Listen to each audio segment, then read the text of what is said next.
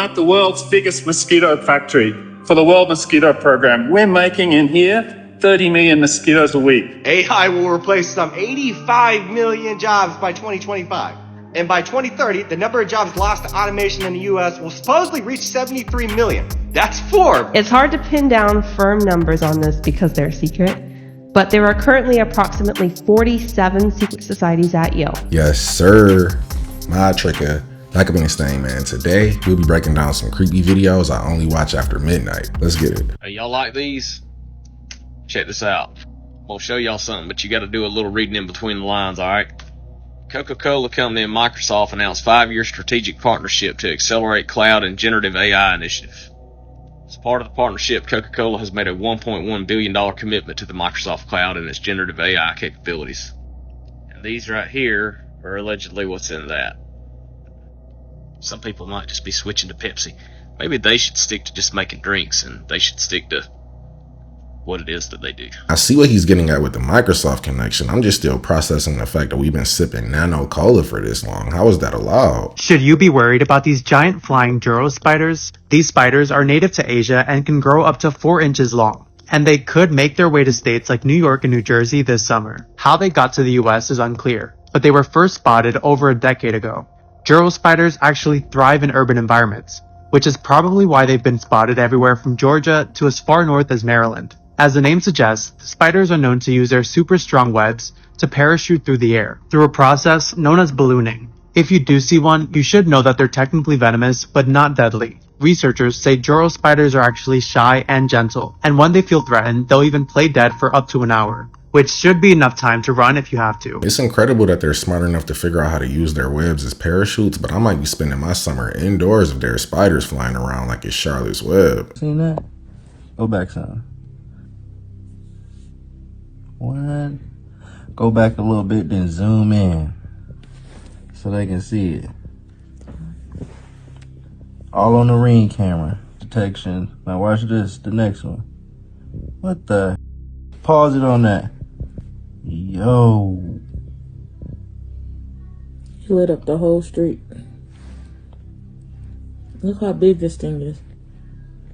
Yo. It could just be a glitch happening with the camera, but they need to go check if their neighbor is okay. That looked like a mothership abducting somebody. Chinese officials were forced to apologize after a tourist secretly climbed to China's tallest waterfall, only to find that the source of the water wasn't natural at all, but was a pipe that the government had installed. But that's not even the craziest part. In order to address the PR nightmare, the park services came out on social media impersonating the waterfall, addressing the public, and said this: "I didn't expect to meet everyone this way. As seasonal scenery, I can't guarantee that I'll be my most beautiful form for everyone to come see me. I made a small enhancement during the dry seasons, only so I would look my best to meet my friends." Now, as you can guess, this didn't stop any of the public outrage over the waterfall being artificial, but the idea of impersonating the waterfall and being like, "Oopsie, I just did this to stay beautiful," comes across the same as someone who gets an insane amount of Botox and says, guys, I just did this to maintain my natural beauty. Now, some tourists are saying that this shouldn't even be considered a waterfall and that it's a disgrace, while Chinese officials make the argument that had tourists known that it was artificially sourced water, they wouldn't care, and therefore the fact that they kept it secret wasn't technically lying. Now, personally, I think it makes a difference if the waterfall's artificially sourced, but that's my opinion. What do y'all think? They probably do this so they can sell tickets year-round to tourists, but I would ask for my money back on the grounds of false advertising. I'm not paying to see a glorified sewage outlet.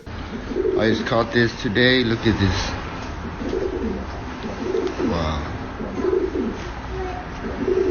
You're a pigeon or what? This might be the same pigeon they captured in India not too long ago and had it sitting in jail for 8 months because they thought it was a spy, but it turned out to be a racing pigeon. They just got to teach it how to not get caught. Hundreds, if not thousands, of sharks were spotted just off the shore this morning near Destin, not far from Walton County, Florida, where 3 people were injured in 2 separate unprovoked shark attacks that left a teenage girl and a woman fighting for their lives in the hospital. The 2 attacks happened within 90 minutes of each other in a 4-mile strip of beach in the popular 38 area. Authorities have reopened all the beaches today, although Walton County Sheriff's Office deputies spotted a 14-foot hammerhead shark just off the coast this morning. And many beachgoers have been sharing videos of sharks dangerously close to the shore today. Lifeguards are flying red and purple flags today. They say they are utilizing the red and purple flags out of an abundance of caution due to Friday's incidents. and that it is important that beach patrons recognize and understand the risk of the open water as it pertains to not just surf hazards, but marine life. I'm not dipping my toe in the water in Destin, Florida. It sounds like you destined to get big. It says 10 rules and laws that the royal family is allowed to break. This said the British monarch can't be arrested or be the subject of civil and criminal proceedings, meaning he is effectively exempt from the law. They're expected to, uphold the law and not break it, but they're exempt. This one made me sad for Kate. Well, for anyone. While regular grandparents have to go through the courts if they want custody of their grandchildren, the king has automatic legal custody of all his descendants and his minor grandchildren. So imagine if she divorced Prince William, and Prince William was like, well, you're not taking the kids. It doesn't even matter. Whoever's king can be like, these kids are mine. I have legal custody. So Kate can't even fight for custody. I thought this one was crazy. Another important one I saw was the monarch is also exempt from the Freedom of Information Act. Let me show you what that is. So this act has provided the public the right to request access to records from any federal agency. It is often described as the law that keeps citizens in the know about their government. So if we wanted to go, and they're exempt from it, so we can't go just pull any kind of public record, documents, whatever. No, we're not allowed to do that. They're exempt from pretty much us knowing their business, other than what we end up finding on our own or the media stuff. So overall, the royals can get away with a lot. Lastly, the monarch is immune from arrest in all cases. Members of the royal household are immune from arrest in civil proceedings. No arrest can be made in the monarch's presence or within the verges of a royal palace. It seems kind of unfair that they can do whatever they want and face no repercussions, but I'm sure they would never abuse their power.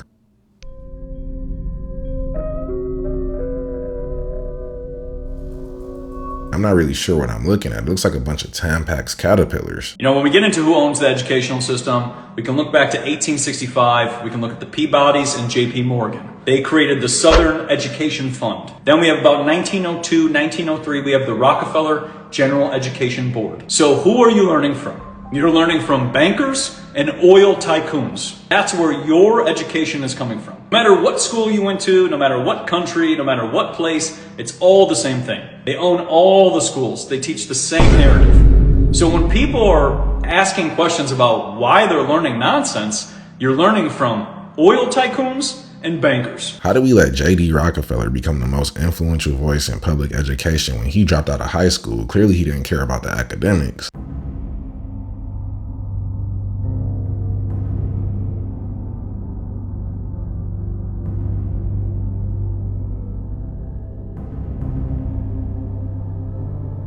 They might as well just finish it now since they already devoured half of it, but this might be the saddest cheeseburger I ever seen. The Ancient Eight Consortium.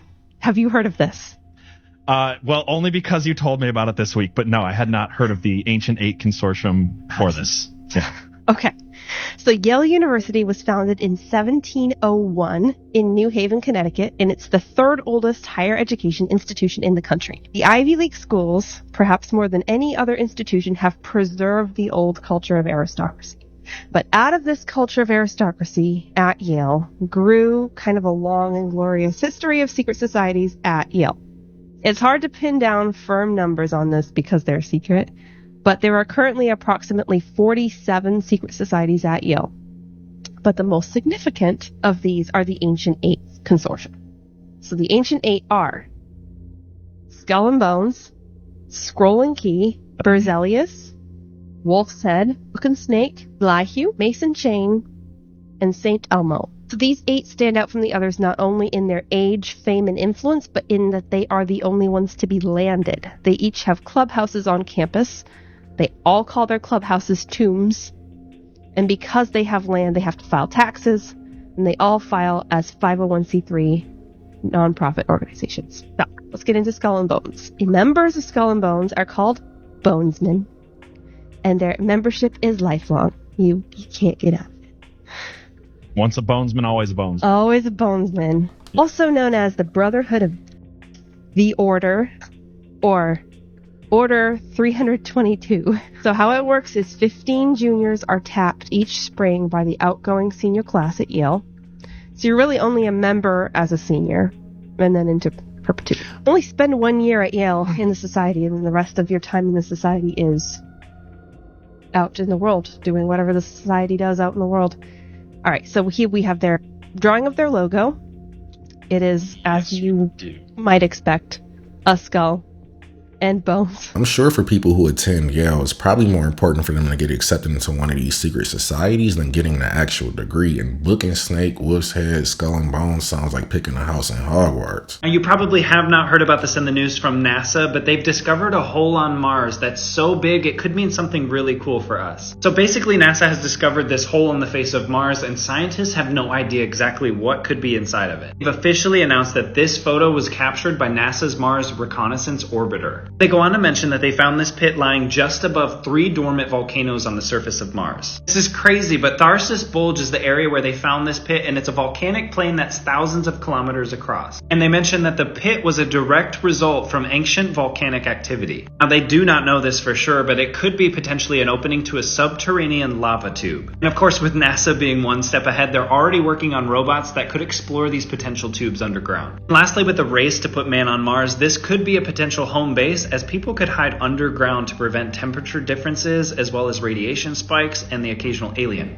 I just hope for their sake it is completely dormant and has no possibility of erupting anytime soon. Finding a hole on Mars that could potentially be suitable for human life means nothing if we supposedly can't make it past the Van Allen belts. That's like window shopping. This is weird, man. Jamie Dimon, the CEO of JP Morgan Chase, officially announced that he will be stepping down by 2025. And here's why that's really, really sketchy. Because this man right here, aka Klaus Schwab himself, said that he will also be stepping down by 2025.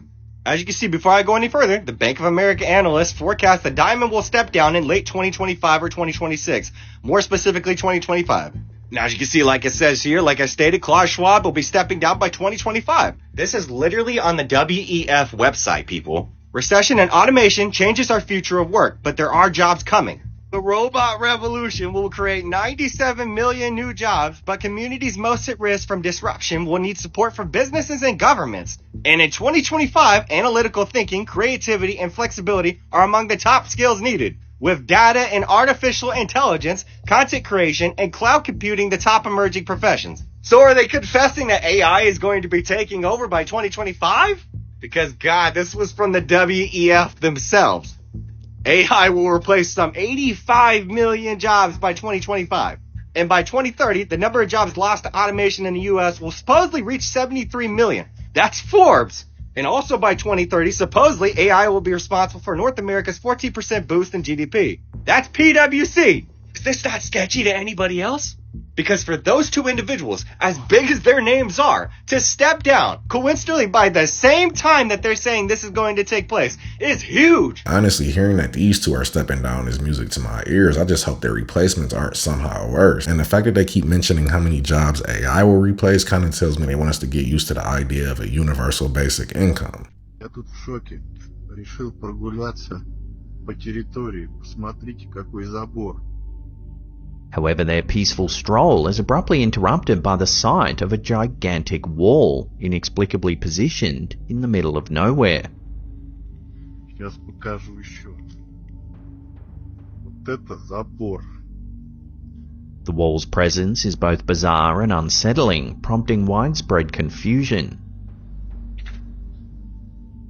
A fake wall in the woods would be trippy. I just wish the person who filmed this had an iPhone or something. It looked like he filmed this with a potato. The 15-minute cities is something that the WEF has created called C40, and it's called C40 cities. I would urge you to certainly look on the internet about it, and then go to all of the TikTokers and see what they're really saying. Basically, you won't be able to drive a petrol or diesel car anymore. You'll have to buy electric. If you want food, you will get a calorie-controlled system sent to you by text saying, this is what you can eat today. This is what you can have today. If you violate any of these things, they'll freeze your bank account. That is the next step. These are stages in which they're going to implement this stuff. And this was signed up by the WEF, and the WEF has signed up with our mayor in London as the chair. And he has gone around the world to communicate this C40 to all of the countries in the world. And most of the countries are looking at adopting it. Now, I am going to abolish it. It is a hopeless position.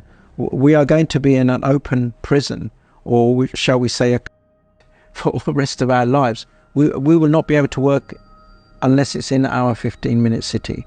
It's diabolical. It's not this is not the right thing. And it's been hidden from the public. No one's talking about it. Whoever came up with the C40 plan clearly watches too much Hunger Games. I won't be complying with this one.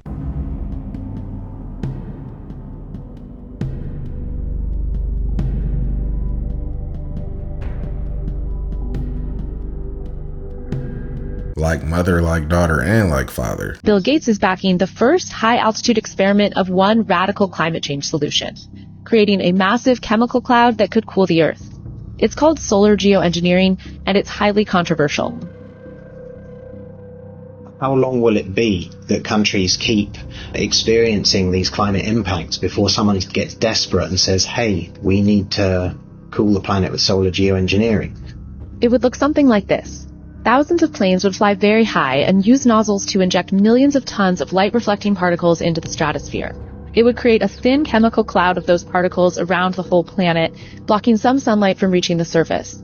It would mimic a giant volcanic eruption, which we know cools the Earth. But it also comes with significant risks and uncertainties. Things like mass famine, mass flooding, drought, of kinds that will affect very large populations.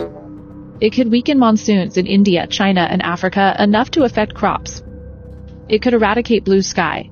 You start increasing the amount of diffuse light and you have less direct light, which is the same thing as saying it looks hazy and white. I hope they don't actually try this. Clearly the risks drastically outweigh the benefits, and why am I not surprised at all that this is a Bill Gates project? I was an FBI agent for 27 and a half years.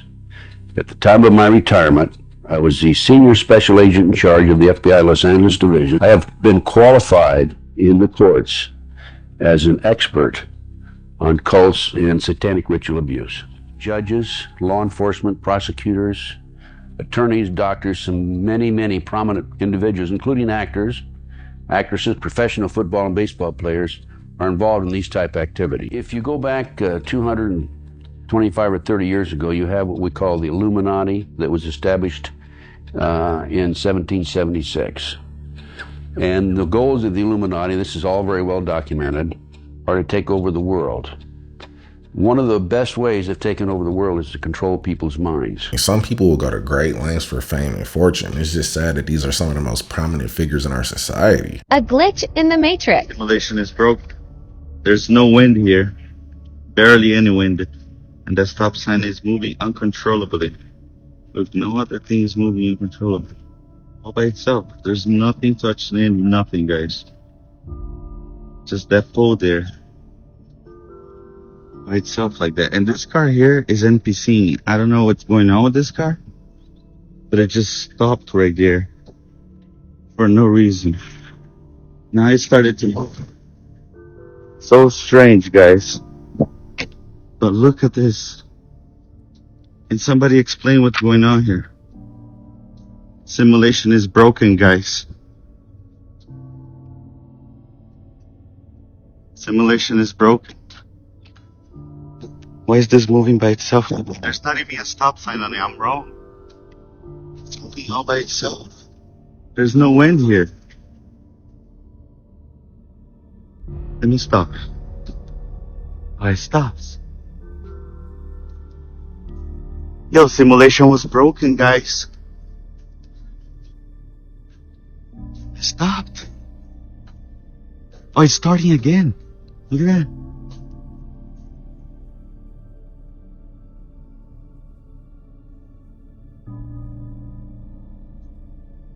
Something's going on, guys. It's crazy.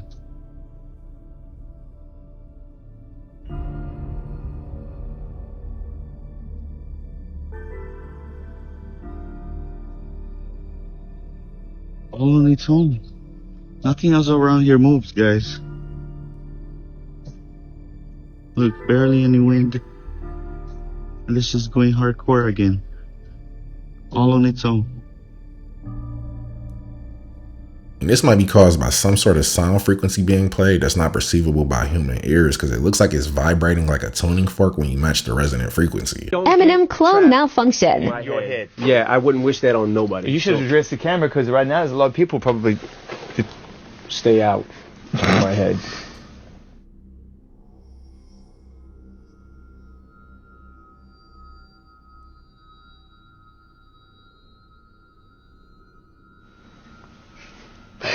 He might have been on something strong or just snapped out of the sunken place for a minute. He disassociated.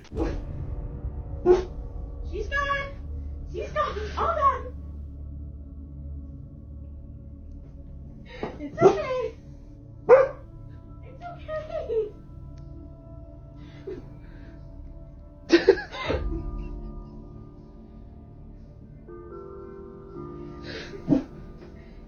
Hold it up again. You're terrorizing your dog.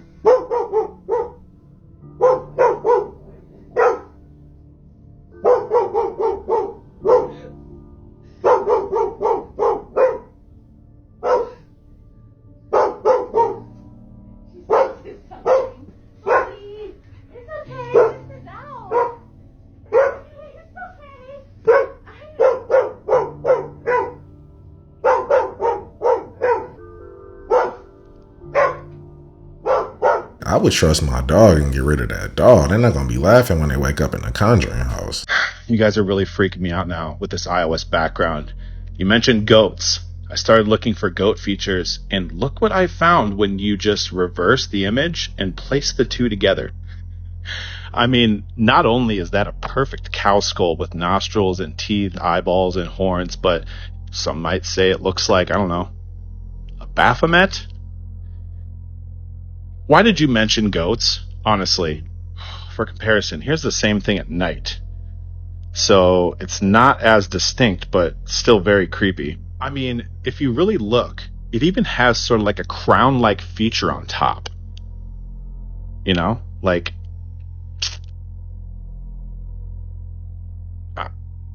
I'm gonna let you guys decide what this means, okay? Someone also mentioned a serpent in the clouds.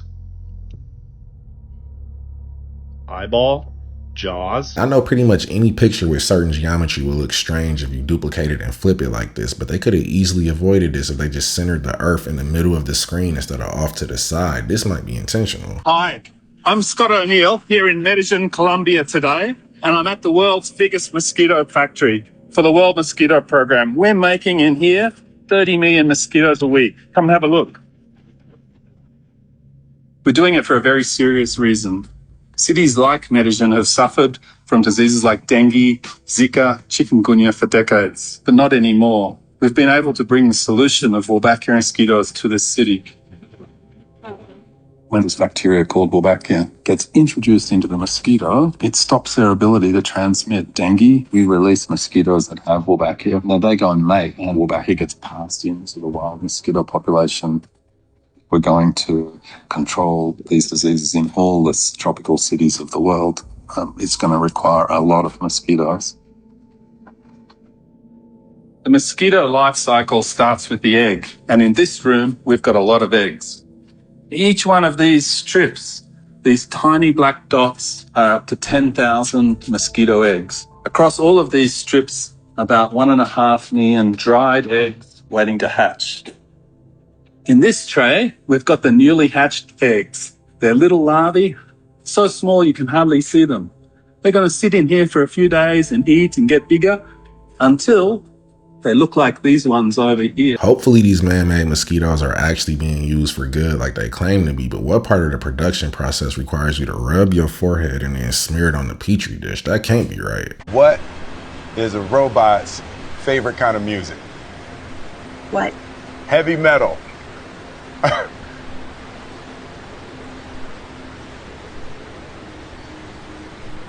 If I'm that robot, I would let out at least a tiny laugh. I know as soon as the camera stopped rolling, we'll hit it with a diabolical backhand. But that was the video, guys. Don't forget to sub up, hit that notification bell, and I'll catch you in the next one.